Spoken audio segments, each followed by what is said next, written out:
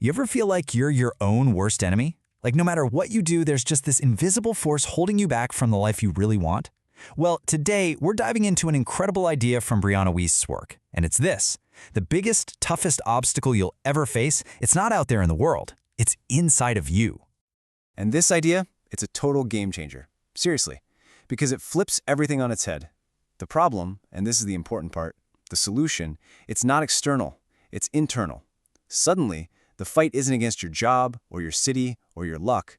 The real journey is navigating your own mind. And guess what? That's where all your power is hiding. All right, so let's start this journey. First things first, we've got to actually see this mountain for what it is. We have to really face the idea that, yeah, our biggest challenges, they're often the ones we're making for ourselves. Okay, I get it. Hearing that might sting a little. Like, great, so it's all my fault? But hang on, because here's the twist, and it's a big one. This is actually the most empowering thing you can realize. Why? Because if you're the obstacle, that means you're also the solution. The power to climb, to change, to get over it, it's been in your hands the whole time. But you know, before we can start climbing, we've got to understand why this mountain is even here. Like, why do we do this to ourselves? Why do we get in our own way? Turns out, the answer is probably not what you're thinking. And this is where things get really interesting. We're so quick to label ourselves, right? I'm just lazy, or I have no willpower. But what if that's not the real story? What if that laziness is actually an unconscious belief holding you back?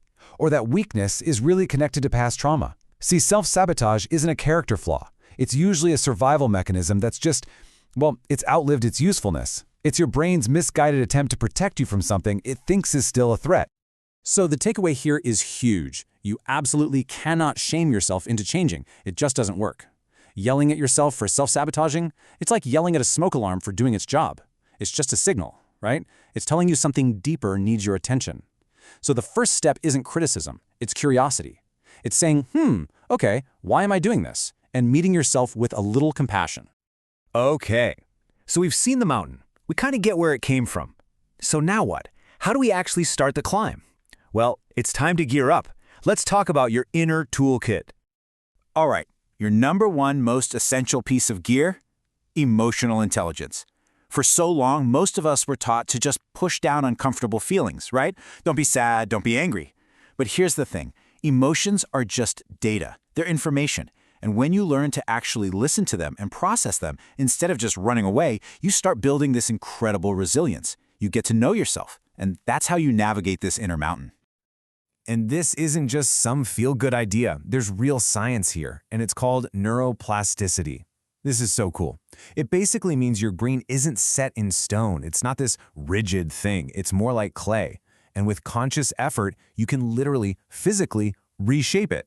You can carve out new pathways for new thoughts, new habits, new ways of being. The most important thing to hear is this: you are not stuck. So how do we actually do this? How do we use this neuroplasticity stuff? Well, here's your second tool, a 3-step plan to rewire your mind. First, you've got to catch those negative thought loops as they happen and just interrupt them. Stop them in their tracks. Second, you start building new routines on purpose, little things that line up with the person you want to become. And third, you visualize that new identity. And I'm not talking about just wishful thinking. You're actually training your brain to get used to a new reality. So what's the end game here? What's the point of all this climbing? Well, it's not just about fixing what's broken. It's about creating something totally new. It's about finally reaching that summit and seeing a whole new view. And this leads us to maybe the most important question in this whole process. Forget what's wrong with me for a second. Ask this instead. Who do you want to become? This question, this is your compass for the whole climb. It becomes the filter for every choice you make. Does this get me closer to that person? Yes or no? Think about it like this. You're not just doing some home repairs, patching up cracks in an old broken-down house. No way. You are the architect and the builder of a brand new one, from the foundation up. The goal is to build a new identity that is so strong, so you, that those old negative patterns, they just don't have a room there anymore. They've been evicted.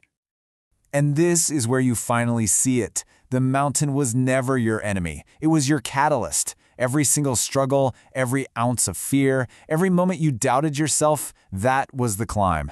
Those challenges weren't getting in the way of your life. They were your life, forging you, making you stronger, giving it all meaning. So let this be the one thing you take away from all this. Your mountain, it's not there to punish you. It's there to show you who you can become. It's not a curse. It's actually a gift. It's a map pointing you directly towards your greatest potential. The climb itself is the transformation. And the person you are when you reach the top, that's who you are meant to be all along. So the only question left to ask is, are you ready to start climbing?